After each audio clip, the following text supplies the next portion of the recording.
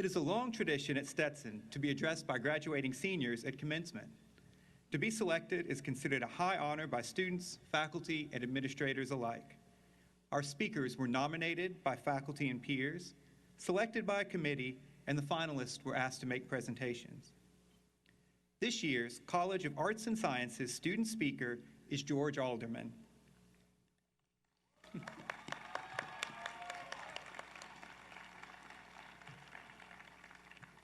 George is graduating with a Bachelor of Arts degree in Political Science. During his time at Stetson, George has been heavily involved in SGA, serving as president and leading the student body during the early months of the COVID pandemic.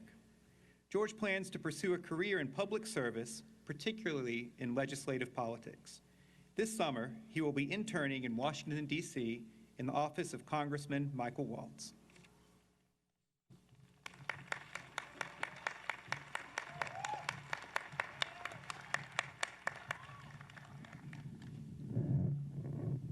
Good evening. I have a question for you all. It's a simple question, but it's one that's been on my mind for a while now. What is the most important thing that we learned at Stetson? We'll come back to that, but first I'd like to take a moment to allow us to thank the people who made this all possible for us. The faculty who shared with us their knowledge and wisdom, who have served as mentors to so many of us. The administrators who oversee the maddeningly complex job that is running a university, and all of the people who work at Stetson who keep the students safe, the lights on, the food fresh, and the grass sometimes just a little too green. These are the people who have made these past years happen for us, and to them we owe our applause and our thanks.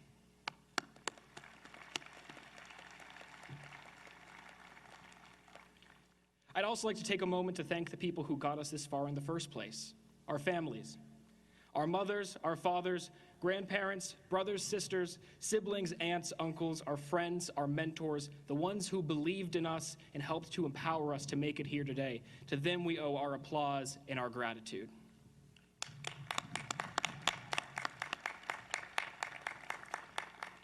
And of course, to you. Thank you to everyone sitting here today and everyone watching. You are what has made Stetson great. You are the ones who have lit up our community and given all of us the priceless gifts of countless friends and lifelong memories. You are what makes us unique at Stetson, and unique we are. I mean, where else can you find a community that has such a collective disdain for a pile of rocks? Where birthdays are marked by throwing someone into a fountain, and where the most popular backdrop for an Instagram post is the top floor of a municipal parking garage. There's definitely something special about us in this class in particular. For being the reason that we made it through all these years, for all of the hard work that we've put in, for making it through the good days and the bad, for being ourselves and for being you, give yourselves some well-deserved applause.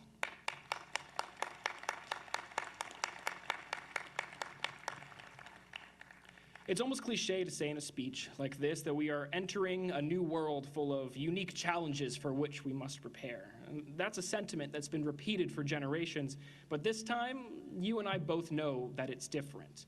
We mean it this time because there's an undeniable feeling that things are changing.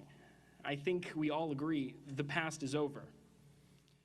For the first time in over a year, there's a sense of optimism in the air, a sense of hope that many of us haven't felt in a long time, a very long time. Even as we return to normal, though, we know that certain things have fundamentally shifted both within ourselves and within society. While the world we're entering will be similar to the one we knew, it will be different in many ways, some good and unfortunately some bad. And it's time for us to enter that real world, whatever that is, and put to use everything that we've learned for the past few years. Which brings me back to the question from earlier. What is the most important thing that we learned at Stetson? I believe it's how to learn. While, of course, we've garnered a lot of skills, knowledge, and know-how that'll help us as we jumpstart our careers, what we've pivotally learned is how to keep learning, how to recognize that there is always new knowledge to gain and how to attain it. This is something that we've learned inside the classroom, of course, but you won't find any mention of it on a syllabus, an exam, or a research paper because it can't be taught like that. It's not a carefully created list of procedures or figures to calculate. It's a way of thinking. It's a way of living that compels curiosity and rewards discovery. I take pride and comfort in this mentality that has been instilled in us because it's one of those things that will serve us for the rest of our lives. For the last 4 years, we've been constantly learning and applying those lessons to the new challenges that life just keeps on throwing at us. But although many of us may not sit in classrooms anymore, we cannot stop learning. It's time for us to enter this strange new world with an honest desire to seek the truth and improve not just the lives of ourselves, but those around us. To use what we learn to find meaning, to develop wisdom and be guided by virtue. That idea is woven into the fabric of our school and our motto, Pro Deo et Veritate, for God and for truth. Knowing how to learn is more than just being able to rebuild when your foundations are swept away. It's looking at what was swept away, how it happened and why, and applying that knowledge as we rebuild so that we can weather the next storm. It's about taking stock of the world which we are to inherit and vying to broaden the good and push back against the bad, always having gratitude for what we have and always pushing to be better. A key part of knowing how to learn is knowing that we will always have more to learn. Knowing that there will always be knowledge that we don't know yet is a key part of growing up, and it makes us better people. It keeps us curious, and it keeps us grounded. Have you ever had a conversation with someone who thinks that they know it all?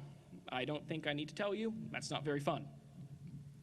We can't fall so deeply in love with our opinions that we place them above the search for truth and that we insulate them from challenge. That doesn't mean that we shouldn't speak out of fear of being wrong. No, we must have the courage to speak the truth as best we grasp the truth, while knowing that we are fallible and we might end up being wrong. Because being wrong is okay. We've all been wrong a lot over the last few years about a lot of things. And I can guarantee that we'll be wrong more times going forward. That's good, because that's one of the most important ways that we learn. There's truth in the statement, knowledge is power, because as we learn, we become stronger and more resilient so that we can face future challenges and lay out legacies that are as sustainable as they are strong. The story of humanity is a story of adaptation, resiliency in the face of adversity, and of hope. And that's what the story of the class of 2021 is. We're not just going to get back up when life knocks us down, no. We're going to get back up, we're standing up straight, planting our feet, and we're swinging back. When life gives us lemons, we'll make lemonade. And if life gives us limes, well, to quote the great American poet Jimmy Buffett, we'll make some margaritas. So, class of 2021, let's get out there and let's keep learning. And let's use that knowledge to make our world, our country, our cities, and our communities better places for ourselves and for those who will come after us. After all, future generations aren't going to remember our names on their own, will they? Let's get out there and let's earn our place in the history books. With wisdom and virtue, for God and for truth, we've got this. Congratulations to you all.